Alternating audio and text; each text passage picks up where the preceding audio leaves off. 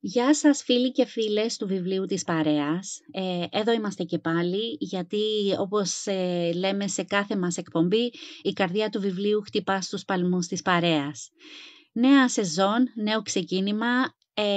Είχα αρκετές μέρες που σας το είχα πει ότι θα ξεκινήσουμε πάλι με τις συνεντεύξεις. Έφτασε λοιπόν η ώρα να το κάνουμε και πραγματικότητα. Είναι μεγάλη χαρά για μένα, είμαι συγκινημένη, νιώθω σαν να είναι η πρώτη φορά που το κάνω. Κάθε φορά όταν ξεκινά ένας καινούριος κύκλος συνεντεύξεων, έτσι νιώθω να ξέρετε. Απόψε έχουμε στην παρέα μας τον Βάιο το Κουκόνι, ο οποίος έχουμε την τιμή να μας κάνει το ποδαρικό για τη νέα σεζόν. Ελπίζω μόνο να έχει καλό ποδαρικό. Θα τον καλησπερίσουμε και χαίρομαι τόσο πολύ. Σας ευχαριστώ όλους εσάς που είστε απόψε εδώ κοντά μας. Χαίρομαι γιατί μου είχατε λείψει βρε παιδιά, μου είχατε λείψει πάρα πολύ. Το παρεάκι του βιβλίου είναι και εδώ κοντά μας για άλλη μια φορά. Καλησπέρα Βάιε και καλώς όρισες στην παρέα μας. Χαιρόμαστε πραγματικά.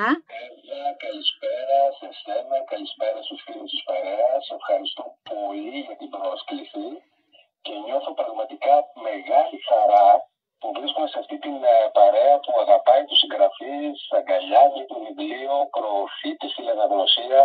Είναι υπέροχο πραγματικά και ακόμα χαίρομαι διπλά που κάνω ποδαρικό στις συνεντεύξεις που τόσο πολύ μας έχουν λείψει από εσάς. Χαίρομαι διπλά, τριπλά, μπορώ να πω πολλές φορές. Ευχαριστώ πολύ και πάλι. Ευχαριστώ. Να είσαι καλά και ελπίζω να έχεις καλό ποδαρικό, Βάιε μου. Κοίταξε, μου λένε τι έχω. Τώρα θα δούμε, θα κάνω το όλα καλά. Οκ, είμαι σίγουρη, για να στο λένε κάτι ξέρουν, που λέει και το τραγούδι κάτι ξέρουν. Εγώ θα ήθελα να κάνω μία αναφορά, βασικά να σε καλωσορίσω και πάλι στην παρέα μας απόψε και να ευχαριστήσουμε τις εκδόσεις Πνοή που με βοηθήσανε, που συντονίσανε την συνέντευξή μας αυτήν. Και να σου πω καλορίζικο και το καινούριο σου βιβλίο που κυκλοφόρησε πρόσφατα, όχι και πολύ πρόσφατα, αλλά εντάξει, κοντινό Σεπτέμβριο νομίζω κυκλοφόρησε. Σεπτέμβριο.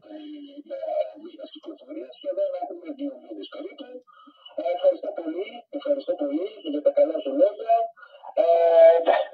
Καινούριο βιβλίο, το τέταρτο κατά σειρά βιβλίο, με χαροποιεί ιδιαίτερα. Αν θυμάσαι, ήσουν η πρώτη που μου έκανες παρουσίαση, ήσουν ομιλήτρια στο πρώτο μου βιβλίο κιόλας. Πέρασε καιρός, πέρασε 4-5 χρόνια, πόσο από τότε. Έτσι βρεβάγια μου. Πίστεψα... Αν με ρωτούσες τότε αν θα μπορούσα ποτέ να φανταστώ ότι έχω προχωρήσει στο τέταρτο βιβλίο, θα σου έλεγα πλάκα μου κάνεις. Κι όμως τελικά είναι το τέταρτο, και με χαροποιεί ιδιαίτερα αυτό, με χαροποιεί. Ίσως τότε να έκανα κι εγώ σε σένα ποδαρικό, όπως μου κάνεις εσύ απόψε ποδαρικό, οπότε ναι, υπάρχει μια χημεία. Υπάρχει μια χημεία από ό,τι βλέπω στο μεταξύ μας και χαίρομαι για τη χημεία αυτήν. Και θα ήθελα να πω πως το βιβλίο σου, το «Με βαριά ανάσα», πραγματικά έτσι το διάβασα, με βαριά ανάσα, το έζησα, το ένιωσα και το κουβαλάω ακόμα μέσα μου. Και πραγματικά αισθάνομαι μεγάλη χαρά και τιμή να σε έχουμε απόψε κοντά μας, τον άνθρωπο αυτό που έδωσε φωνή σε μια εποχή που πνίγηκε μέσα στη σιωπή και στο φόβο. Απόψε λοιπόν Βάιε, επειδή εγώ ας πούμε ότι λίγο σε ξέρω, θα ήθελα να σε γνωρίσουν λίγο πιο βαθιά και οι φίλοι μας πίσω από τις σελίδες, πίσω από το γιατρό Πατραμάνη, πίσω από εκείνη τη βαριά ανάσα που έγινε σύμβολο ανθρωπιάς, θα πω εγώ. Λοιπόν, ίσως να πω και εγώ ότι αν δική μου αίμα, ειλικρινά αυτό που είπες και λίγο για τη φιλία, το αισθάνομαι και εγώ. Δηλαδή κάθε φορά που μιλάμε, κάθε φορά που βρισκόμαστε στις εκθέσεις και όλα αυτά, αισθάνομαι σαν να τα ξέρω χρόνια. Μου αρέσει αυτή η οικειότητα που υπάρχει, γιατί με κάνει και εμένα να αισθάνομαι πάρα πολύ άνετα, όπως επίσης και τώρα αισθάνομαι πολύ άνετα. Και χαίρομαι διπλά, η αλήθεια είναι για αυτό το βιβλίο, γιατί είναι κάτι το οποίο ξεκίνησε περίπου το 2020, αν θυμάσαι τότε με την καραντίνα που είχαμε βιώσει με τον κορονοϊό. Και αυτό ακριβώς ήταν η σπίθα για να ξεκινήσω λίγο να ψάχνω διάφορες πληροφορίες για το βιβλίο, το οποίο τοποθετείται στον 19ο αιώνα μετά την προσάρτηση της Θεσσαλίας στο Ελληνικό Βασίλειο. Και εκεί που ο τόπος προσπαθούσε να ισορροπήσει στα νέα γεωπολιτικά δεδομένα, εμφανίζεται και η φυματίωση Και η θυματίωση αποτελεί τον συνδετικό κρίκο με τον οποίο ενώνονται όλοι οι ήρωες της ιστορίας. Μιας ιστορίας η οποία είναι εμπνευσμένη από αληθινά γεγονότα, από τον γιατρό Καραμάνη, ο οποίος ήταν πρωτοπόρος στην εποχή του και ίδρυσε το πρώτο ορεινό σανατόριο στον Βόλο, στα Χάνη του Πηλίου. Η αλήθεια είναι ότι ναι, η ιστορία βασίζεται στον γιατρό Καραμάνη, αλλά δεν πρόκειται για την βιογραφία του γιατρού Καραμάνη. Γι' αυτό το λόγο έχω αλλάξει και το επώνυμό του σε γιατρό Πατραμάνη. Αλλά όμως η ιστορία βασίζεται σε διάφορα περιστατικά, σε διάφορες ιστορίες από θυματικούς εκείνη την περίοδο, μετά από έρευνα που έχω κάνει και διάφορες μαρτυρίες που έχω βρει. Και όλες αυτές τις ιστορίες βέβαια είναι μέσα από ένα μικροπλαστικό πλαίσιο, αλλά ναι, είναι στηριγμένη σε αυτή την ιστορία που αξίζει να μάθει ο κόσμος, αξίζει να γνωρίζει κάποια πραγματάκια, γιατί η αλήθεια είναι ότι είναι κάποιοι άνθρωποι που μπορούν να αποτελέσουν πρότυπο για εμάς και ζούμε σε μια εποχή που έχουμε ανάγκη από πρότυπα. Έχουμε ανάγκη από ανθρώπους με αγνή ψυχή, με ανθρώπους που θέλουν να προσφέρουν στο κοινωνικό σύνολο. Και εγώ μέσω αυτής της ιστορίας ήθελα λίγο να το κάνω ένα στον κόσμο, να μάθει ο κόσμος λίγο κάτι πραγματάκια για κάποιες προσωπικότητες που πρέπει να γνωρίζουμε. Και με αυτό το βιβλίο εμένα με χαροποιεί ιδιαίτερα που μέσω αυτού του τρόπου μπορεί να μάθει ο κόσμος περισσότερο για κάποιους ανθρώπους. Okay.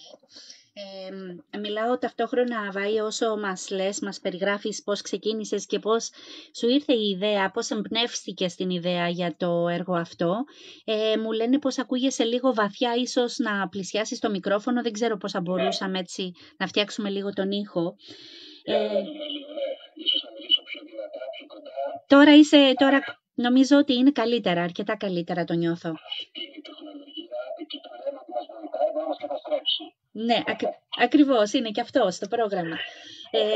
Εγώ τώρα, Βάιε, πριν πω την καλησπέρα στους φίλους που βλέπω πάρα πολλούς φίλους. Καλησπέρα στον Κώστα, στη Μαρία, στην Αφροδίτη, στην Μαρία, στην Ελπίδα, στη Λίτσα, στον Ανδρέα, στην Αφροδίτη, στην φίλη μας, στην Αλκιόνη, στην Αναστασία. Βλέπω πολλούς φίλους στην παρέα μας. Θέλω να σε ρωτήσω, Βάη μου, όταν ξεκίνησες και πήρες έτσι, έβαλες κάτω, πήρες το στυλό, πήρες δεν ξέρω που γράφεις στο λάπτοπ, γράφεις σε τετράδιο όπως γράφουν πολλοί συγγραφείς, πρώτα χειρόγραφα και μετά το περνάνε. Θέλω να μας απαντήσεις και σε αυτό και να μας πεις ποια ήταν η πρώτη εικόνα που σου ήρθε στο μυαλό όταν άρχισες να πλάθεις τον κόσμο του με βαριά ανάσα. Λοιπόν, πρωτίστως, η αλήθεια είναι πως όσο και να φαίνεται παράξενο, γιατί το έχω πει αρκετές φορές, γράφω στο κινητό. Δηλαδή, πολλές φορές όταν βρίσκομαι στον δρόμο, στο μετρό, περπατάω και όλα αυτά, μου έρχονται διάφορες ιδέες ή διάφορα άλλα ερεθίσματα που βλέπω στην καθημερινότητα, ένα ζευγάρι για παράδειγμα που μιλάει και οτιδήποτε. Χρησιμοποιώ το κινητό για να περάσω αυτές τις πληροφορίες ό,τι μου έρχεται εκείνη τη στιγμή να γράψω και μετά όλα αυτά τα περνάω στον υπολογιστή. Οπότε είναι ένας συνδυασμός, ας το πούμε, κινητού και υπολογιστή. Και τώρα όσον αφορά την εικόνα, αυτό το οποίο μου ήρθε στο μυαλό, επειδή όλα αυτά ξεκίνησαν την περίοδο της καραντίνας, σκέφτηκα ανθρώπους, επειδή το βιώσαμε εκείνη την περίοδο, αυτή την απομόνωση, αυτή την αποξένωση. Δηλαδή μου έκανε εντύπωση μια γειτόνισσα η οποία είχα στο σπίτι απέναντι από την βεράντα μου, η οποία ήταν μια κυρία ηλικιωμένη γύρω στα 80, την οποία την είδα μόνη της να είναι στο μπαλκόνι και να μιλάει με το τηλέφωνο, με τα εγγόνια της, δεν ξέρω τι. Αυτή η σκηνή αλήθεια με συγκλώνησε και σε συνδυασμό με, ακριβώς είχαμε εκείνη την περίοδο της πανδημίας και κάποια λόγια που είπε μου λείπετε και όλα αυτά, αυτό αποτέλεσε αφορμή να δημιουργηθούν διάφορες ιστορίες μέσα στο μυαλό μου και να μου δημιουργηθούν σκέψεις που ήθελα να μετουσιωθούν αυτές ιστορίες και να περάσουν στην ουσία στο χαρτί. Ήταν αυτή η εικόνα. Αυτή η εικόνα ακόμα και τώρα, για παράδειγμα, με συναδέλφει. Τη φέρνω αρκετές φορές μπροστά μου και μπορώ να πω ότι είναι μια συγκλονιστική εικόνα. Από εκεί ξεκίνησαν να γεννιούνται διάφορες ιδέες που είναι και κάποια πραγματάκια τα οποία στην πορεία μέσω έρευνας πέρασαν και στο χαρτί, πέρασαν δηλαδή και στο βιβλίο στο οποίο διαβάζετε. Είσαι και τόσο ευαίσθητος, βρεβάγια μου. Καλησπέρα στη Λίτσα, στην Εμμανουέλα, στον Παναγιώτη, στο Ζαφύρι, στην Πόπη. Καλησπέρα, παιδιά. Μας λείψαν πολύ, μας γράφουν τα παιδιά εδώ οι συνεντεύξεις. Και καλησπέρα και στον καλεσμένο μας. Καλησπέρα στην Ιωάννα. Ο Αντρέας μας στέλνει την καλησπέρα του από την Κύπρο. Καλοτάξιδο μας εύχονται όλοι για το βιβλίο σου.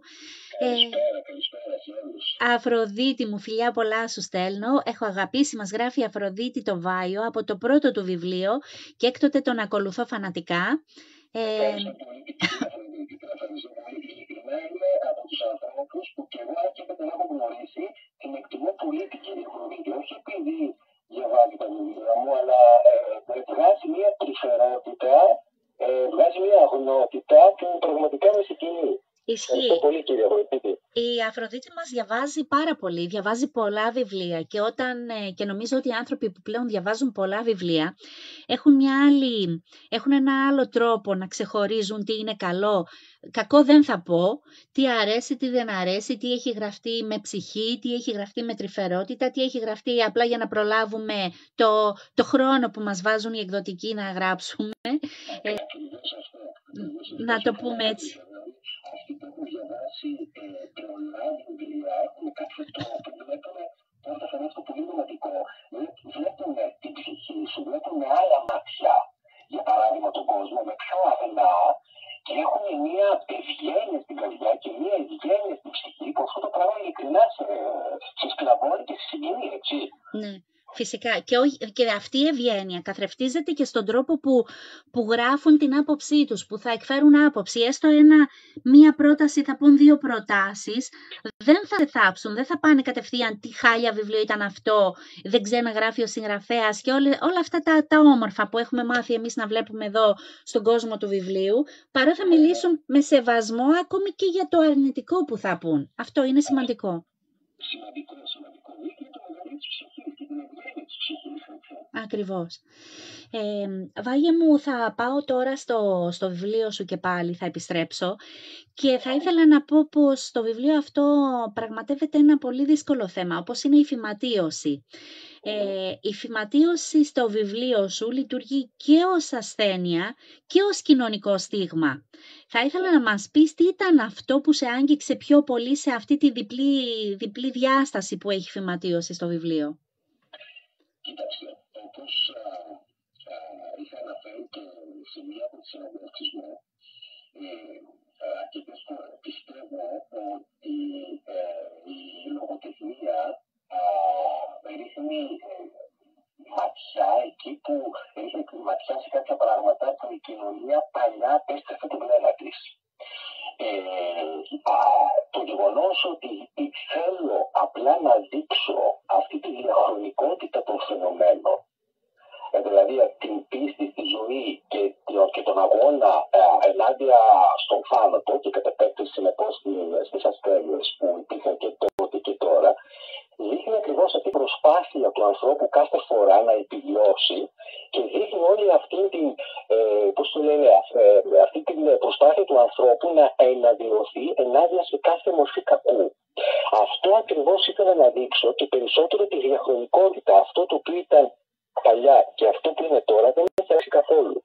Για παράδειγμα, βλέπουμε την απομόνωση, βλέπουμε τον στιγματισμό, βλέπουμε στην ουσία την αποξένωση των ανθρώπων όταν έχουν κάποια ασθένεια, που αυτό διαιωνίζεται και αυτό υπάρχει και ακόμα δεν μπορώ να καταλάβω πού μπορεί να οφείλεται. Ίσως στον άνθρωπο που δεν αλλάζει ο τρόπος σκέψης, δεν ξέρω τι, η φυματίωση ήταν, ας το πούμε, αυτός ο συνδετικός κρίκος για να συνδέσω το χθες με το σήμερα και να δείξω ότι στην ουσία δεν έχει αλλάξει πολύ, παιδιά, η αντίληψή μας ή κάποια πράγματα. Συνεχίζουμε άνθρωποι που είναι άρρωστοι να τους περιθωριοποιούμε, να τους απαξιώνουμε, να τους απομονώνουμε και βλέπω ότι δεν έχει αλλάξει κάτι. Αλλά βέβαια, μέσα σε όλες αυτές τις καταστάσεις υπάρχουν πάντα κάποιοι άνθρωποι που για μένα είναι φάροι μέσα σε αυτά τα σκοτάδια που μπορεί να βιώσουμε, οι οποίοι πραγματικά αυτοί οι φάροι μπορεί να φωτίσουν τα σκοτάδια που μας περιβάλλουν. Μ' αρέσει ο τρόπος που μιλάς, γιατί δείχνει το χαρακτήρα σου και είναι αυτό που αγαπάω σε σένα, Βάιε. Είσαι ένα ταπεινό παιδί, γεμάτος αγάπη και γεμάτο σεβασμό. Και αυτό φαίνεται σε κάθε σου, σε οτιδήποτε κάνεις, να το ξέρεις. Η στάση σου αυτή φαίνεται. Ευχαριστώ. Να ξέρουμε όσοι το παρακολουθούν, θα σε έχω πληρώσει να πεις αυτά. Όχι, εννοείται. Είπαμε, τον ξέρω το Βάιο τώρα από το πρώτο του βιβλίο. Του έκανα το ποδαρικό, οπότε εντάξει, μπορώ πλέον να πω με σιγουριά ποιος είναι ο Βάιος. Θα γυρίσω όμως το βιβλίο και θα ήθελα να αναφερθούμε λίγο στο γιατρό Πατραμάνη. Πολύ αγαπημένο πρόσωπο στο βιβλίο σου. Είναι ένας άνθρωπος, ο γιατρός αυτός, που πιστεύει στην επιστήμη, αλλά υπηρετεί και την ψυχή. Είναι και λίγο ψυχολόγος, θα έλεγα εγώ. Τι σε ενέπνευσε περισσότερο σε αυτό το χαρακτήρα? Είναι αυτό, η προσπάθεια του να βοηθήσει τους ανθρώπους, η ενσυναίσθηση, το γεγονός δηλαδή ότι αυτός ο άνθρωπος είχε αφήσει τα πάντα για να υπηρετήσει τον συνάνθρωπο. Και πιστεύω αυτό είναι το μεγαλείο του ανθρώπου και το μεγαλείο ενός γιατρού. Η ενσυναίσθηση και η αντίληψη ότι πρέπει να υπηρετήσω τον συνάνθρωπο, πιστεύω είναι το μεγαλύτερο αγαθό. Πιστεύω δηλαδή ότι το γεγονός ότι εγώ θέλω να υπηρετήσω τον συνάνθρωπό μου με κάθε τρόπο, παραμερίζω τα πάντα, μπορεί να ξεχάσω την οικογένειά μου, να ξεχάσω την περιουσία μου, να αγορήσω την περιουσία μου για να δημιουργήσω αυτό το πρώτο ελληνικό σανατόριο υπηρετώντας τον συνάνθρωπο, πιστεύω ότι είναι μεγαλείο ψυχής. Κανείς στη σύγχρονη εποχή, πιστεύω, δεν είναι διαθέσιμος να κάνει κάτι τέτοιο. Έχουμε, πώς το λένε, εγωιστικές τάσεις, μας ενδιαφέρει ο εαυτός μας ενδιαφέρει εμείς να πετύχουμε. Έχουμε ξεχάσει να είμαστε αξιοπιστές. Έχουμε ξεχάσει πρωτίστως να είμαστε άνθρωποι. Από την έρευνα που... Νομίζω πως χάσαμε λίγο τη σύνδεση με Βάιο. Ναι, ποτέ. Τώρα σε ακούμε, Βάιο, χάσαμε λίγο τη σύνδεση μαζί σου. Ναι. Απλά θέλω να πω ότι με το συγκεκριμένο τον γιατρό, το γεγονός ότι θέλησε να υπηρετήσει τον συνάνθρωπο και είχε την ενσυναίσθηση, κάτι το οποίο ξεχάσαμε, πιστεύω, τα τελευταία χρόνια, με έκανε να ασχοληθώ μαζί του. Και ξέρεις ποιο είναι αυτό που με στεναχωρεί περισσότερο? Αυτός ο άνθρωπος, παρότι είχε προσφέρει τόσα, πέθανε ξεχασμένος. Πέθανε ξεχασμένος και ιδιαίτερα το σανατόριό του, αυτό που με τόσο κόπο είχε χτίσει, αυτή τη στιγμή δυστυχώς παραμένει ερειπωμένο. Και πέθανε από τα χρέη που είχαν δημιουργηθεί. Και όλο αυτό εμένα με συγκινεί. Με συγκινεί αυτή η προσπάθεια αυτού του γιατρού. Δηλαδή αυτό που έγραψα μέσω του βιβλίου είναι ένα ελάχιστο μέρος από αυτά που πραγματικά έχει προσφέρει ο γιατρός. Να πούμε σε αυτό το σημείο, για όσους δεν το γνωρίζουν, πως το βιβλίο αυτό είναι εμπνευσμένο από αληθινά γεγονότα, το βιβλίο του Βάιου, και δυστυχώς έχει όντως πράγματα τα οποία έχουν γίνει στην πραγματικότητα. Και θα ήθελα να μας πεις, επειδή μίλησες αυτή τη στιγμή για το θάνατο αυτό, για τον πόνο αυτό, ποιο κομμάτι της ιστορίας σε πόνεσε περισσότερο? Με πόνεσε και με πονάει περισσότερο. Είναι μια ιστορία η οποία πραγματικά είναι αληθινή. Όσοι διάβασαν το βιβλίο, υπάρχει μια γυναίκα η οποία πέθανε από σωματείωση χορεύοντας. Αυτό είναι μια όντως πραγματική ιστορία. Ήταν μια γυναίκα στο σανατόριο που χόρευε, της άρεσε να χορεύει και πέθανε χορεύοντας. Υπάρχει αυτή η σκηνή στο βιβλίο και δεν σου κρύβω ότι όταν έψανα πληροφορίες, έκανα έρευνα για αληθινές ιστορίες, διαβάζοντας αυτή την ιστορία με συγκλώνησε και ακόμα τώρα με συγκλονίζει. Δηλαδή είναι ένας άνθρωπος ο οποίος αγαπούσε αυτό το οποίο έκανε και πέθανε χορεύοντας. Πέθανε δηλαδή κάνοντας αυτό που αγαπούσε.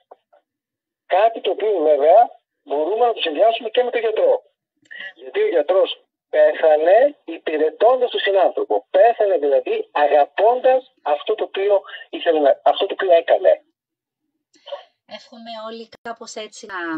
Γιατί σίγουρα και η ζωή και ο θάνατος είναι όλα μέσα στο πρόγραμμα, κάπως έτσι να φύγουμε όλοι από αυτόν τον κόσμο, κάνοντας αυτό που αγαπάμε.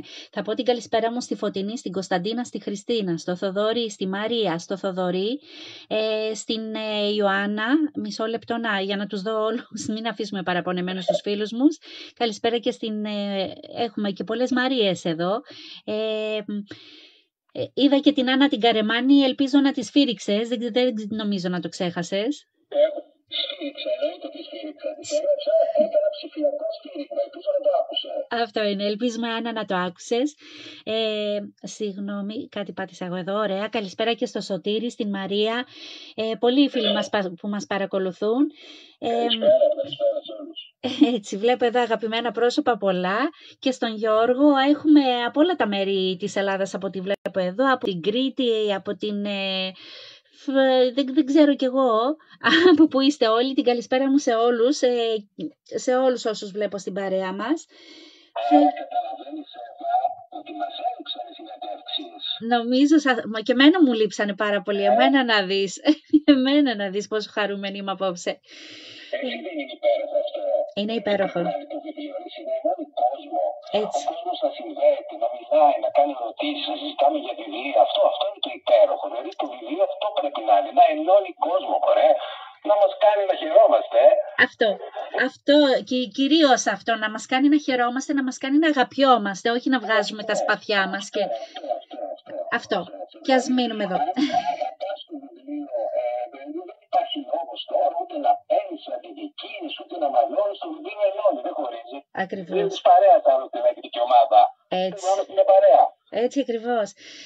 Καλησπέρα στη Στέλλα, στη Μαρία. Η Άννα μας γράφει βεβαίως και είμαι εδώ και άκουσα το σφύριγμα. Καλησπέρα στον Αντρέα, στη Βάσο. Φιλιά πολλά στη Βάσο μας, στη Θεσσαλονίκη.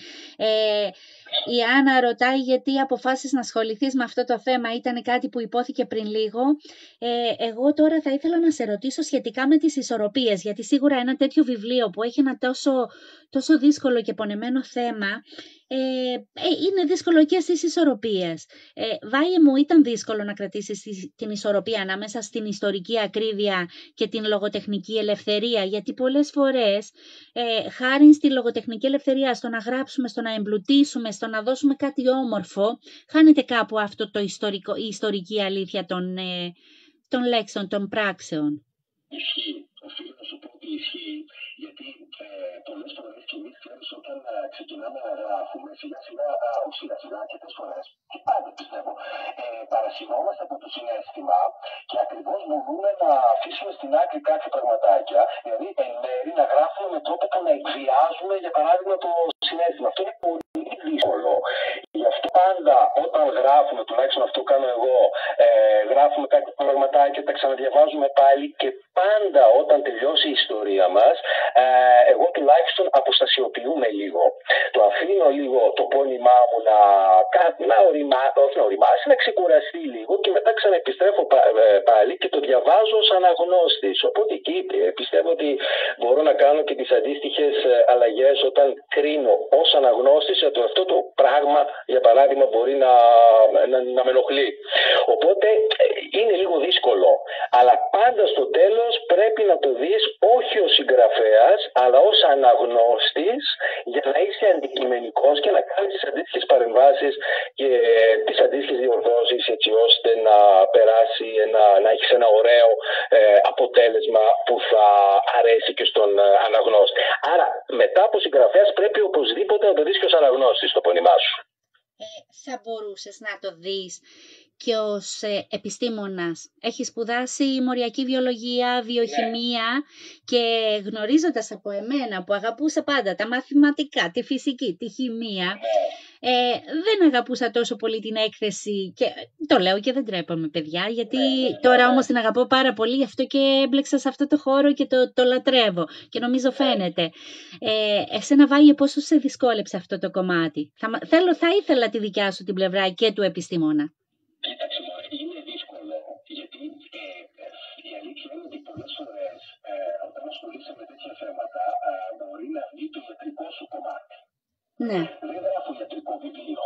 δεν χρησιμοποιώ ιατρική ορολογία. Αυτό το βιβλίο απευθύνεται σε έναν κόσμο που αγαπάει τη λογοτεχνία. Δεν θέλω τον κόσμο να τον κουράσω με διάφορες ιατρικές ορολογίες και πέλαγες. Τουλάχιστον αυτό θέλω να κάνω εγώ. Οπότε στο συγκεκριμένο το βιβλίο δεν ήθελα να γράψω ένα ιατρικό βιβλίο για το πώς είναι η φυματίωση. Ήθελα. Και βέβαια και αναφέρω αρκετά πραγματάκια, αλλά είναι ένα βιβλίο το οποίο θέλω να μιλήσει ως κοινωνικό φαινόμενο, να καταλάβουμε πώς ζούσαν οι άνθρωποι εκείνη την εποχή, χωρίς να μπαίνουμε σε λεπτομέρειες ιατρικές, που δεν σου κρύβω ότι αρκετά πραγματάκια τα έγραψα. Αλλά μετά διαβάζοντάς το είδα ότι εντάξει, δεν είναι ιατρικό βιβλίο. Είναι ένα βιβλίο το οποίο είναι, τουλάχιστον προσπάθησα, ένα κοινωνικό βιβλίο, λογοτεχνικό, ένα ψυχογράφημα που θα μιλήσει στην ψυχή του ανθρώπου, όχι σε γνώσεις ιατρικές.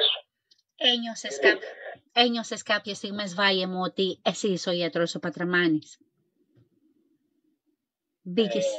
Εντάξει, να σου πω κάτι, σίγουρα παίρνεις κάποια στιγμή ταυτίζεσαι με τον ήρωα, σίγουρα, αλλά να σου πω την αλήθεια, είναι τόσο μεγάλη η προσωπικότητα του γιατρού Καραμάνη, που ακόμα και λογοτεχνικά να μπω στη διαδικασία που ένιωσα Καραμάνης, για μένα είναι η δυσφυλία, αλήθεια σου το λέω.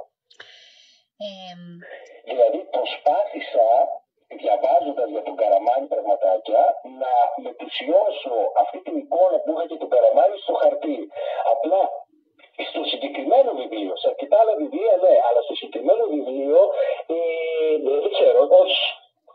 Δηλαδή ήθελα λίγο να μην θεωρήσω τον εαυτό μου ίδιος Καραμάνης, γιατί για μένα ο Καραμάνης είναι κάτι άπιστο ακόμα και λογοτεχνικά. Καταλαβαίνεις πώς το λέω? Καταλαβαίνω πολύ καλά. Να πω μια καλησπέρα στην Ειρήνη Μαλάμου που βλέπω στην παρέα μας. Είδα πριν και τη Μέρη Μαγουλά. Χαίρομαι όταν βλέπω συγγραφείς που είναι στην παρέα μας. Σίγουρα έχει και άλλους συγγραφείς οι οποίοι τώρα τους μου ξεφύγαν.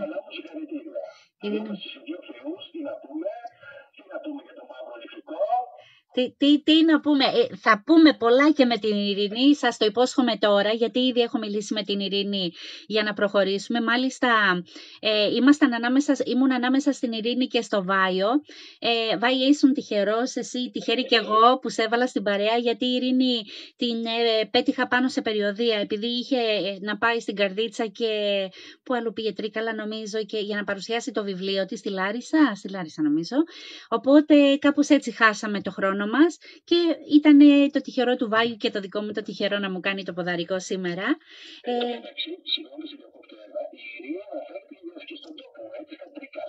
Αυτό, ναι, είδες. Υπάρχει χημεία που λέμε, τόση ώρα μιλάμε για μία χημεία. Θέλω τώρα, Βάγιε μου, να πάμε πάλι στο βιβλίο σου και να μας πεις, έχω και μια αγαπημένη, υπάρχει και ένα αγαπημένο πρόσωπο στο βιβλίο. Είναι η Αφέτ. Θα ήθελα να μας μιλήσεις, να μας την περιγράψεις με μία λέξη. Αν σου ζητούσα να μου την περιγράψεις εσύ με μία λέξη, ποια θα ήταν? Έτσι να δω το ανδρικό μάτι. Να σου πω κάτι, με μία λέξη, πονεμένη. Εγώ θα έλεγα μία γυναίκα πονεμένη και διψασμένη για αγάπη. Ναι.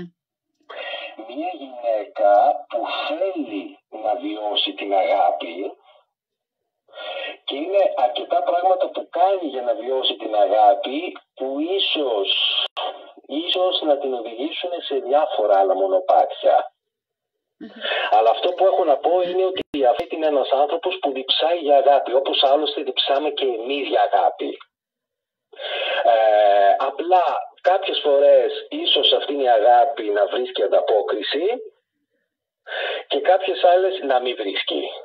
Από εκεί και μετά εξαρτάται από εμάς πώς θα διαχειριστούμε όλη αυτή την κατάσταση. Πάντως η Αφέτ είναι ένας άνθρωπος που πόνεσε από πολλές πλευρές, έχασε μια κόρη, στηριζόμενη σε αυτή την κόρη και έχοντας ως σύμμαχο τον Πατραμάνη, δημιούργησαν μαζί αυτό το ορεινό σανατόριο, αλλά η Αφέτ είναι ένας άνθρωπος ο οποίος ήθελε και κάτι παραπάνω.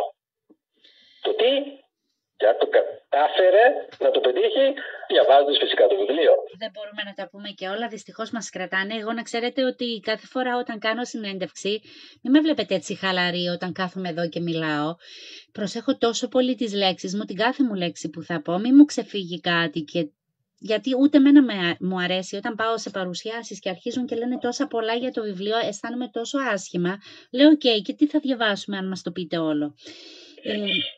Θα ήθελα λοιπόν πάνω σε αυτή τη μοναξιά που μας είπες ότι νιώθουν οι δύο ήρωές μας. Η Αφέτ κυρίως, για την Αφέτ μιλήσαμε, που ψάχνει το άλλο της μισό που θα νιώθει και αυτό στη μοναξιά του να τον περιτυλίγει. Υπάρχει λοιπόν αυτή η μοναξιά η οποία μας προκαλεί φόβο. Πιστεύεις ότι η αγάπη είναι τελικά μορφή αντίστασης? Είναι. Εννοείται ότι η αγάπη είναι μορφή αντίστασης, η αγάπη είναι μορφή επανάστασης, η αγάπη είναι μια μορφή σωτηρίας που μπορεί να αποτελέσει, όπως είπα, φάρο και μέσα σε ένα ακόμα και στο πιο κοινωνικό σκοτάδι, η αγάπη είναι αυτή η οποία μπορεί να μας σώσει.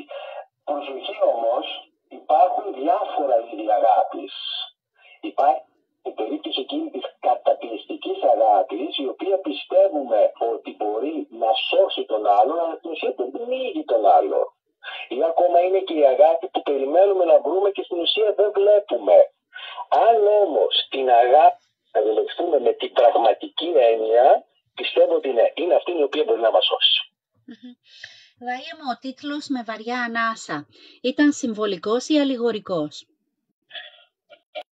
Η βαριά ανάσα περιγράφει την κατάσταση αυτή που βιώνουν τους άλλους οι ήρωές μας. Ήταν πραγματικά μια κυριολεκτική, στην ουσία, ένας κυριολεκτικός τίτλος, γιατί πραγματικά οι θυματικοί άνθρωποι ανασένουν βαριά. Και όντως υπήρχε ένας τίτλος, γιατί το κάθε όνειρο των ανθρώπων, η κάθε επιθυμία των ανθρώπων μέσα από αυτό το βιβλίο γίνεται με βαριά ανάσα, που όμως η αγάπη την ελαφρύνει. Υπέροχο αυτό που μας είπες. Και επειδή τώρα μιλάμε για τη βαριά ανάσα και την αγάπη, θα ήθελα να πάμε τώρα στην σημερινή εποχή. Έχεις πει πως κάθε εποχή έχει το δικό της φόβο. Αν έγραφες το ίδιο βιβλίο σήμερα, ποιον φόβο θα του έδινες φωνή? Σε ποιο φόβο? Ό,τι φωνή έδωσα και στο βιβλίο στο οποίο έγραψα. Δηλαδή το φόβο της απομόνωσης, το φόβο του στιγματισμού, το φόβο της περιθωριοποίησης. Δυστυχώς είναι φαινόμενα τα οποία είναι διαχρονικά. Δεν αλλάζουν καθόλου. Και δεν ξέρω, αυτό το πράγμα η αλήθεια είναι πως με προβληματίζει. Δεν ξέρω πού οφείλεται, παρότι βλέπω ότι η κοινωνία αλλάζει, γιατί άλλη κοινωνία υπήρχε, μιλάμε πριν 100 χρόνια, άλλη κοινωνία υπάρχει τώρα. Οι άνθρωποι για κάποιο λόγο όμως δεν αλλάζουν και είναι αρκετά πράγματα τα οποία είναι σαν να τα κουβαλάνε από το παρελθόν στο παρόν και ευελπιστώ να μην τα κουβαλήσουμε και στο μέλλον. Κάποια στιγμή αυτό το πράγμα να αλλάξει. Βάιε, μόλις διάβασες τη σκέψη μου, ετοιμαζόμουν να σε ρωτήσω, επειδή διαβάζοντας, ναι, διαβάζουμε στο βιβλίο σου για μια μακρινή εποχή, αλλά αισθανόμαστε κάτι πολύ οικείο, κάτι πολύ τωρινό. Και ήθελα να σε ρωτήσω πώς κατάφερες να γεφυρώσεις το τότε με το τώρα, αλλά απάντησες χωρίς καν να σε ρωτήσω. Πιστεύεις ότι οι άνθρωποι του σήμερα μπορούν να δουν τον εαυτό τους στους ήρωές σου? Επειδή ακριβώς μιλάμε για διαχρονικά φαινόμενα, πιστεύω πως ναι. Αν κάποιος διαβάσει το βιβλίο, πιστεύω ότι αρκετοί θα δουν τον εαυτό μας. Στον τρόπο σκέψης, στον τρόπο αντιμετώπισης. Δυστυχώς στο βιβλίο υπάρχουν αρκετοί άνθρωποι οι οποίοι εναντιώνονται στο ρόλο του γιατρού. Κάτι το οποίο και εμείς μπορεί να εναντιονόμαστε. Ίσως λόγω ζήλιας, ίσως λόγω φθόνου, κακίας, δεν ξέρω τι. Πιστεύω ότι διαβάζοντας το βιβλίο, ναι, θα ταυτιστούμε με αρκετούς ήρωες. Θα δούμε δηλαδή τον πόνο των ηρώων, θα δούμε για παράδειγμα την προσπάθεια των ηρώων να φύγουν από αυτά τα δεσμά της θυματίωσης. Θα δούμε αρκετούς από εμάς, αν δεν είμαστε εγωιστές, την κακία που μπορούμε να βγάζουμε απέναντι σε ανθρώπους. Παρότι είναι ένα βιβλίο που εκτιλήσεται στο 19ο αιώνα, είναι αρκετά πράγματα τα οποία συμβαίνουν και τώρα. Οπότε στην ουσία πιστεύω ότι αρκετές από αυτές τις ιστορίες, από τους ήρωες που θα δούμε, θα ταυτιστούμε με αυτούς. Εγώ αλήθεια σου μιλάω, με αρκετούς ήρωες ταυτίστηκα. Γιατί είδα κομμάτια ακόμα και του ίδιου του εαυτού, έτσι. Εγώ δεν θέλω να σου παρουσιαστώ ότι εγώ είμαι καλός και κανένας από εμάς δεν είναι καλός. Έχει και σκοτεινά σημεία. Το θέμα είναι τα θετικά να καλύπτουν τα σκοτεινά. Είδα ακόμα και εγώ ο ίδιος αυτούς τους ήρωες αρκετά και δικά μου σκοτεινά σημεία, τα οποία ελπίζω τους να μην εξωτερικεύονται. Πάντα μου αρέσει να δίνω την καλή πλευρά του εαυτού μου. Κάποιοι όμως δυστυχώς δίνουν την κακή. Γι' αυτό, Βάια, σε ξεχωρίζω και σε έχω στην καρδιά μου. Και επειδή μιλάμε τώρα για την ταύτιση με τους ήρωες, για αυτή την ταύτιση, θα μιλήσω για την καλή την ταύτιση, γιατί την κακή την ταύτιση ούτε καν θέλω να τη σκέφτομαι. Το αφήνω για άλλους ανθρώπους. Λοιπόν, πάμε στον Πατραμάνη, ο οποίος, όπως είπαμε, στέκεται απέναντι σε μια κοινωνία που φοβάται το διαφορετικό. Πιστεύεις πως υπάρχουν τέτοιοι Πατραμάνιδες σήμερα? Υπάρχουν, ωραία, αλλά δεν προβάλλονται. Υπάρχουν, δεν μπορεί να μην υπάρχουν. Σίγουρα υπάρχουν άνθρωποι σαν τον Πατραμάνη που μπορούν να μας διδάξουν ενσυναίσθηση, ότι να μας διδάξουν την προσφορά, να μας διδάξουν την αγάπη. Αλλά δεν ξέρω, μωρέ, επειδή ακριβώς ζούμε σε έναν κόσμο που χαρακτηρίζεται από αγριότητα και σκληράδα, που δίνει την εντύπωση ότι αυτή η αγριότητα έχει καλύψει αυτούς τους ανθρώπους με την καλή καρδιά, σαν να θέλει να τους πνίξει, σαν να θέλει δηλαδή αυτοί οι καλοί άνθρωποι αποτελούν μάστιγα αυτής της κακίας που υπάρχει την τελευταία, στον κόσμο τον οποίο βιώνουμε, και στην προσπάθεια κάποιος να ξεχωρίσει από αυτή την κακία, αυτό το κακό, αυτή την αγριότητα θέλει να το κάνει. Πιστεύω ότι υπάρχουν. Βέβαια υπάρχουν, αλλά δυστυχώς δεν φαίνονται, δεν προβάλλονται. Γιατί ακριβώς υπάρχει αυτό το σκοτάδι που επικρατεί γύρω μας, που καλύπτει, πνίγει αυτές τις φωνές που θέλουν να σε ακουστούν. Έτσι. Και επειδή μιλάμε για αυτή τη φόρτωση, τη συναισθηματική φόρτιση, η Βάσο μας ρωτάει, συναισθηματικά αυτό το βιβλίο σε φόρτισε περισσότερο από τα άλλα, από τα προηγούμενα σου βιβλία? Απόλυτα. Αν έπρεπε να υπήρχε κάποιο μέτρο φόρτισης, αυτό το συγκεκριμένο βιβλίο ναι. Θεωρώ ότι στο συγκεκριμένο φορτίζει πολύ περισσότερο, γιατί πραγματικά με αρκετούς ήρωες ταυτίστηκα, γιατί αρκετές ιστορίες, παρότι είναι στο 19ο αιώνα, αρκετές φορές τις είδα να εκτιλήσονται μπροστά μου. Ή και αρκετές αυτές φορές τις βίασα κι εγώ. Σαν ένα είδος περιθωριοποίησης, δεν ξέρω τι, αποξένωσης. Δεν θεωρώ ότι είναι το πιο φορτισμένο βιβλίο. Δηλαδή δεν σου κρύβω, όταν έγραφα κάποιες σκηνές, δάκρυσα. Ναι. Και λέω τώρα τι κάνω. Κλαίω εγώ μόνος μου. Ναι.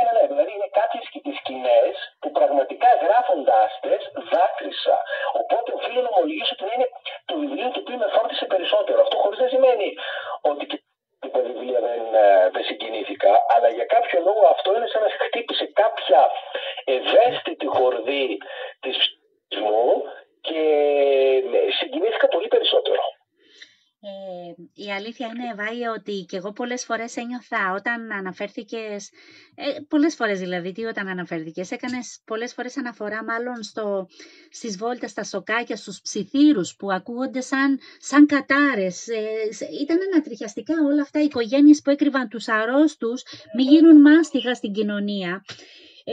Πραγματικά είναι σε διαρνά ρίγος όταν τα σκέφτεσαι και λες, παιδιά, δεν είναι σαν τώρα, το έζησαν σαν τώρα και λες πραγματικά ότι πόσο κοντά είναι το τότε με το τώρα. Συγγνώμη σε ένα λεπτό, γιατί δεν ζήσαμε τραγικές στιγμές εποχής COVID, άνθρωποι που ήταν άρρωστοι, κλεισμένοι στα σπίτια τους, ή μετά, για παράδειγμα, που ξεκίνησε ο εμβολιασμός, να έχουν χωριστεί άνθρωποι εμβολιασμένοι, ανεμβολίαστοι, να χωρίζονται οικογένειες μόνο και μόνο από αυτό. Ναι.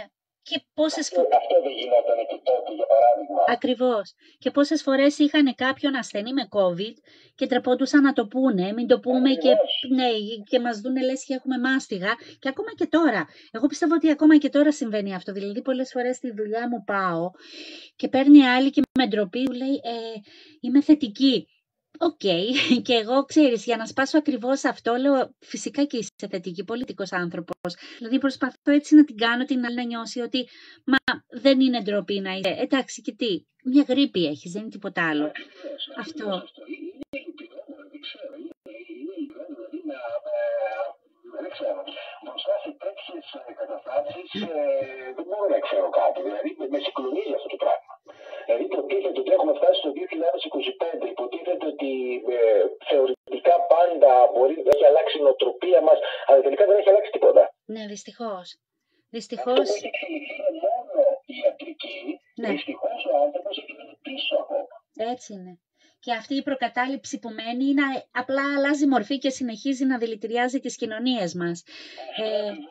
Να πω μια καλησπέρα και στην Μαρία Παπαδάκη που είναι στην παρέα μας. Παιδιά, χαίρομαι τόσο πολύ που είστε σήμερα κοντά μας. Γράψτε μας, ρωτήστε ό,τι θέλετε το Βάιο. Πείτε του έστω ένα καλορίζικο το βιβλίο. Οι ευχές όλες είναι καλοδεχούμενες. Καλοτάξιδο και από την Μαρία Νικολαίδου. Το ζήσαμε και το ζούμε ακόμα, μας γράφουν εδώ οι φίλοι μας. Καλησπέρα μας γράφουν. Καλησπέρα στην Κατερίνα Θανασοπούλου. Καλησπέρα στον καλεσμένο. Χαίρομαι πολύ, παιδιά, που βλέπω γνωστά αγαπημένα πρόσωπα στην παρέα. Επειδή μιλάμε αυτή τη στιγμή για τις αρρώστιες, για τη φυματίωση, για αυτή τη μάστιγα γενικώς, για όλα αυτά που ζούμε και σαν κοινωνία, τη μάστιγα της κοινωνίας. Υπάρχει, πιστεύεις, αν η λογοτεχνία, θα σε ρωτήσω κάτι απλό, αν η λογοτεχνία μπορεί να λειτουργήσει σαν φάρμακο, βλέπεις πόσο απλά σε ρωτάω, ποια πληγή θα ήθελες να γιατρέψεις μέσα από αυτό το βιβλίο σου? Ποια πληγή θα ήθελα να γιατρέψω μέσα από αυτό το βιβλίο μου? Τη μοναξιά. Τη μοναξιά, βρε Βάια μου. Και μόνο Σπουδαία απάντηση. Τη μοναξιά και αυτή την αίσθηση να νιώθεις μόνος μέσα στο μεγαλύτερο στρεσισμό. Ναι. Αυτό το πράγμα, εσύ, αυτή η μοναξιά, και στο συνδυάζω τώρα με αυτή την εικόνα που στάθηκε αφορμή να ξεκινήσει το βιβλίο, εκείνη την ηλικιωμένη την κυρία να βρίσκεται στο μόνη της και να μιλάει, και αυτό ήταν η αφορμή που ξεκίνησε για το βιβλίο. Θέλω, για παράδειγμα, αυτό το βιβλίο με κάποιον τρόπο, αν καταφέρω, να γίνει μια συντροφιά για τους ανθρώπους. Στο τέλος, όπως συμβαίνει και στο βιβλίο, επικρατεί κυριαρχεί, για παράδειγμα, το φως και η ελπίδα. Για μένα θα είναι πολύ μεγάλη επιτυχία. Και η αλήθεια είναι ότι από αυτό που λαμβάνω από τα μηνύματα όσοι μου στέλνουν, μου λένε ότι πραγματικά το βιβλίο μου ήταν μια υπέροχη συντροφιά. Αυτό για οποιονδήποτε που ασχολείται με αυτή, πιστεύω είναι η μεγαλύτερη επιτυχία. Όταν καταφέρεις εσύ κάποιον να τον κάνεις ότι ναι, με άγγιξες. Άγγιξες με τον γιατρό τον Πατραμάνη, γιατί ο γιατρός αυτός γίνεται η φωνή της λογικής μέσα στην παράνοια αυτού του κόσμου. Γίνεται ο καθρέφτης της εποχής που προτιμά να κρύβει αυτό που λέμε τώρα, που κρύβει τη φθορά και τη σιωπή. Παρόλα αυτά, μέσα σε αυτή τη σιωπή που όλοι προσπαθούν να το κρύψουν, βλέπουμε ένα γιατρό που δεν σωπά, που παλεύει με την κοινωνία, με φόβο, με την προκατάληψη, με τη φθορά του σώματος και τη φθορά της ψυχής παράλληλα. Και είναι τόσο δύσκολο, όμως αυτός ο γιατρός δεν τα βάζει κάτω. Είναι ο Βάιος που δεν τα βάζει κάτω και με το λογοτεχνικό του βιβλίο αυτό προσπαθεί να τσακίσει μοναξίες, να τσακίσει τους φόβους, τις προκαταλήψεις, και χαίρομαι τόσο πολύ. Όσοι δεν το έχετε διαβάσει, παιδιά, το βιβλίο αυτό, αναζητήστε το. Όλοι σας θα βρείτε κάποιους φόβους που κρύβετε μέσα σας και αισθάνεστε ότι κατά βάθος είναι προκαταλήψεις. Αυτό που λέμε όλοι, το τι θα πει ο κόσμος, το τι θα πει η κοινωνία και το πώς θα το πω και το πώς θα το κάνω, δεν πρέπει να φοβόμαστε. Παρατηρούμε και κάτι άλλο, και αυτό είναι που κάνει το γιατρό να ξεχωρίζει. Στη σημερινή εποχή, όταν πάμε να ορθώσουμε φωνή, όταν πάμε να εναντιωθούμε και βλέπουμε τον κόσμο κατευθείαν με τα βέλη έτοιμος να μας επιτεθεί, αρκετοί από εμάς κάνουμε πίσω και προσαρμοζόμαστε σε αυτό το περιβάλλον, για παράδειγμα. Ο συγκεκριμένος ο γιατρός εναντιώθηκε στις προκαταλήψεις εκείνης της εποχής, συνέχισε παρά τα εμπόδια. Εμένα ο γιατρός αυτός, γι' αυτό αποτελεί και παράδειγμα. Δεν φοβήθηκε τις προκαταλήψεις, δεν φοβήθηκε τις δυσκολίες εκείνης της εποχής, συνέχισε, πορεύτηκε με τις ιδέες του, χωρίς να διστάσει, και στο τέλος κέρδισε. Είναι κάτι που πρέπει να κάνουμε κι εμείς. χρησιμοποιούμε όμως στη σημερινή εποχή? Νομίζω πως όχι. Δηλαδή, όταν πάμε να υψώσουμε φωνή, κάτι μας κρατάει. Μας φοβίζει ο κόσμος, μας φοβίζει αυτό που είπες πολύ σωστά, τι θα πει ο κόσμος, η κοινωνία. Και αυτό είναι λάθος. Θα πρέπει να ενεργοποιηθούμε οι ιδέες μας αυτές, οι απόψεις που έχουμε, αυτό το οποίο πιστεύουμε, αν υψώσουμε τη φωνή μας, να μην τη χάσουμε. Να μην φοβηθούμε. Δυστυχώς όμως οι περισσότεροι κάνουν πίσω. Δυστυχώς, όπως το είπες, εγώ παράλληλα διαβάζω, σε ακούω και παράλληλα διαβάζω και τα σχόλια των φίλων μας. Μας γράφουν η μοναξιά βαρύ ασθένεια της σύγχρονης κοινωνίας, τη μοναξιά, τη συγκλονιστική απάντηση που μας έδωσε ο Βάιος, που γράφουν οι φίλοι μας εδώ. Το βιβλίο μας γράφουν μάλιστα πάντα πολεμάει τη μοναξιά. Ευχαριστούμε πολύ, ευχαριστούμε Μαρία, ευχαριστούμε Βάσο, Κατερίνα. Άννα, σας απολαμβάνουμε, μας γράφει και η Άννα. Εγώ να δείτε πως απολαμβάνω απόψε όλους εσάς και τον Βάιο και εσάς, και η Μαρία Βαδάκη γράφει καλοστραθιά του Βάιε. Το θέμα του βιβλίου σου ήταν και είναι και θα είναι πάντα επίκαιρο. Ευχαριστώ πολύ, σας ευχαριστώ παιδιά, να είστε καλά. Βιβλία, τι λέω, έχω χάσει τα λόγια από τη συγκίνηση, από τη χαρά. Βάιε μου, αυτό το συγκλονιστικό εξώφυλλο που κοσμεί αυτό το υπέροχο βιβλίο, τι νοσιδέα ήταν? Λοιπόν, αυτό το εξώφυλλο είναι στην ουσία μία πια απεικόνιση, η οποία τραβήχτηκε πολύ παλιά. Επί εποχής, νομίζω είναι το 1930. Είναι μία αληθινή ιστορία. Είναι μία αληθινή φωτογραφία, η οποία δεν τροποποιείται και ελαφρώς, αλλά αρκετούς από τους ανθρώπους εδώ πέρα, τους οποίους βλέπω, είναι άνθρωποι οι οποίοι υπήρξαν. Γιατί είναι μια αληθινή φωτογραφία αυτή. Είναι ένα εξώφυλλο που πραγματικά με συγκλώνησε όταν το είδα, γιατί την είχα δει όταν έψαχνα πληροφορίες για αυτό το εξώφυλλο, το είχα δει, και ειλικρινά μετά από συνεννόηση και λαφτρά, μόλις το αποφασίσαμε ότι είναι το κατάλληλο εξώφυλλο που περιγράφει το βιβλίο και μιλήσαμε για διάφορα για το εξώφυλλο και τα λοιπά, καταλήξαμε ότι είναι το καλύτερο, το καταλληλότερο. Είναι μια αληθινή στην ουσία φωτογραφία. Νομίζω δεν μπορώ να το σκεφτώ, να το φανταστώ με άλλο εξώφυλλο το βιβλίο αυτό. Νομίζω ότι του τέριαζε Γάντι. Καλησπέρα και από μένα, μας γράφει για ένα εξαιρετικό βιβλίο, καλοτάξι δε Βάιε. Κυριαρχεί ο φόβος και πάντα κυριαρχεί. Δυστυχώς μας γράφει και η Αναστασία, και η Κατερίνα μας γράφει ότι αυτός μας είναι αυτό που μας φοβίζει. Δυστυχώς έτσι είναι. Όμως, όπως γράφει και ο Βάιος, ό,τι βαραίνει την ανάσα, το ελαφρύνει η αγάπη. Και νομίζω ότι πραγματικά αυτό είναι το ρεζουμέ, ο πυρήνας αυτού του βιβλίου. Όχι ο πόνος, ούτε ο θάνατος. Είναι η αίσθηση της ζεστής αναπνοής που κυλά ξανά μέσα στο στήθος, για να σου θυμίσει ότι όσο υπάρχουν άνθρωποι που αγαπούν, τίποτα δεν χάνεται οριστικά. Νομίζω ότι αυτό είναι το πιο σημαντικό. Βάιε μου, θα ήθελα να μας πεις αν υπάρχει κάποιο συγγραφέας ή έργο που σε επηρέασε στον τρόπο που προσέγγισες τη συγκεκριμένη ιστορία. Λοιπόν, κοίταξε, γενικά έκανα πολύ έρευνα, αναζητώ πραγματάκια όσον αφορά τον γιατρό Καμάνη, όσον αφορά τις διάφορες πληροφορίες. Αυτό το οποίο με επηρέασε είναι ένας γιατρός, ο οποίος στην ουσία τον έχω και καλεσμένο ως ομιλητή στην παρουσίαση που θα κάνουμε αύριο στην εταιρεία Ελλήνων Λογοτεχνών. Είναι ο καθηγητής κρiminologίας ο Κωνσταντίνος Γογουλιάνης, ο οποίος ήταν και πρίτανης του Πανεπιστημίου της Θεσσαλίας, ο οποίος και εκείνος είχε ασχοληθεί με τον γιατρό Καραμάνη, είχε την Άννα Σικελιανού και είχε γράψει αρκετά βιβλία και εκείνους σχετικά και με τον Καραμάνη και με τον Άγγελο Σικελιανό. Και γι' αυτό τον συγκεκριμένο γιατρό τον έχω καλέσει και ως ομιλητή στην παρουσίαση που θα γίνει αύριο, και ειλικρινά ανυπομονώ να τον ακούσω. Γιατί είναι ένας γιατρός που η αλήθεια είναι ότι μελέτησε εις βάθος και τον γιατρό Καραμάνη και την ιστορία της Άννας Σικελιανού, που υπάρχει γύρω στο βιβλίο η Άννα Σικελιανού μαζί με τον Άγγελο του Σικελιανό, και δυστυχώς ο γιατρός εκείνος ο οποίος διάβασα κάτι πραγματάκια για εκείνον καθώς έγραφα το βιβλίο, και επειδή το γνώρισα και μετά μετά αφού του έγραψε το βιβλίο, πιστεύω ότι είναι ένας από τους γιατρούς εκείνους ο οποίος είναι εξαιρετικός και είναι από αυτούς που πιστεύω ότι μπορεί να είναι πρότυπο.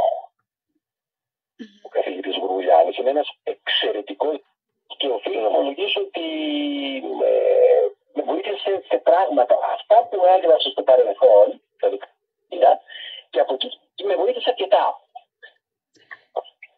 Εύχομαι ο ιατρός να ακούει την συνέντευξή σου απόψε και όλα αυτά που λες, τα τιμητικά σου λόγια για εκείνον.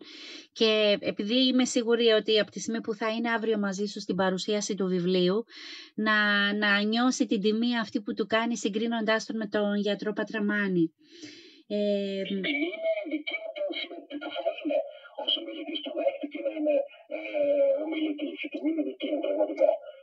Και η δικιά μας που ήσουν απόψε στην παρέα μας. Και πριν να κλείσουμε αυτήν τη συνέντευξη, Βάιε, θα ήθελα να μας πεις τι σημαίνει για σένα η φράση αυτή που είπα πριν λίγο, ότι βαραίνει την ανάσα, το ελαφρύνει η αγάπη. Είναι μήνυμα ζωής ή υπόσχεση στον ίδιο σου τον εαυτό? Είναι πηξίδα που πρέπει να ακολουθούμε. Μ' άρεσε η πηξίδα σου. Μ' αρέσει και νομίζω θα την κάνω και εγώ, θα την εφαρμόζω. Εγώ θέλω να ευχαριστήσω όλους εσάς που ήσασταν απόψε κοντά μας. Θα ευχαριστήσω το Βάιο από καρδιάς που ήταν μαζί μας στην παρέα μας. Η κουβέντα αυτή δεν είναι απλώς συνέντευξη. Είναι μια ευκαιρία να θυμηθούμε πόση δύναμη μπορεί να κρύβει ένας άνθρωπος όταν δεν επιλέγει το φόβο αλλά την αγάπη. Και Βάιε μου, εκ μέρους όλης της παρέας, σου ευχόμαστε κάθε επιτυχία στο ταξίδι του με βαριά ανάσα, γιατί βιβλία σαν και αυτό δεν διαβάζονται απλώς, αφήνουν σημάδι και το σημάδι αυτό πιστεύουμε θα μείνει για καιρό στις καρδιές μας. Εγώ ευχαριστώ εσένα, ευχαριστώ όλη την παρέα. Ήταν πραγματικά μεγάλη μου χαρά και τιμή να βρίσκομαι εδώ πέρα μαζί σας σήμερα για να μιλήσω το βιβλίο μου. Αυτό μόνο που έχω να πω είναι να διαβάζουμε βιβλία. Τα βιβλία ανοίγουν τους ορίζοντες, δεν στενεύουν τα μυαλά μας και ευελπιστώ μέσα από τα βιβλία μόνο να έχουμε θετικά συναισθήματα και αγάπη μωρέ. Αγάπη. Δεν είναι δυνατόν να διαβάζουμε και να μην πηγάζει από μέσα μας η αγάπη. Αυτό μόνο έχω πω. Μου αρέσει ο αυθορμητισμός σου, το παρεΐσκο αυτό, μωρέ, δεν πειράζει, ξέρεις, καλή καρδιά, έτσι Βάιε μου, καλή καρδιά και λίγη περισσότερη αγάπη να δίνουμε απλόχια στον κόσμο, δεν πειράζει, κανέναν δεν βλάπτει η αγάπη. Βάιε μου, χίλια ευχαριστώ, εύχομαι αύριο στην παρουσίαση ενισχύσεις. Αν θα καταφέρω θα έρθω, στο έχω πει, στο έχω υποσχεθεί. Ελπίζω να βρεθεί κάτι εμπόδιο. Όποιος μπορεί αύριο να πάμε να δούμε και από κοντά το Βάιο σε αυτή την μεγάλη ημέρα, γιατί ξέρω πώς είναι η παρουσιάση για τους συγγραφείς, πόσο σπουδαίο είναι να τους στηρίζουμε και να τους δείχνουμε ότι είμαστε δίπλα τους. Ευχαριστούμε εμείς, μας γράφει Βάσο, μας κάνατε να θυμηθούμε την αγάπη που την ξεχνάμε καθημερινά. Ευχαριστούμε για την ευκαιρία να ξαναβρεθούμε, μας γράφει και η Κατερίνα. Καλησπέρα και στη Σμαρό, φιλιά πολλά στην όμορφη παρέα, μας γράφει η Σμαρό. Χαίρομαι που είστε όλοι εσείς αγαπημένοι μου φίλοι εδώ κοντά μας. Εύχομαι καλό τάξιδο, δεν το έχω διαβάσει ακόμη, μας γράφει. Είναι και πρόσφατο το βιβλίο του Βάιου, αλλά νομίζω ότι απόψε έτσι δώσαμε το στίγμα του τι θα βρουν σε αυτό το βιβλίο. Είναι ένα βιβλίο διαμάντι, όπως είναι και αυτό το παιδί που ήταν απόψε στην παρέα μας. Βάιε μου, ευχαριστούμε πάρα πολύ. Θα αφήσω.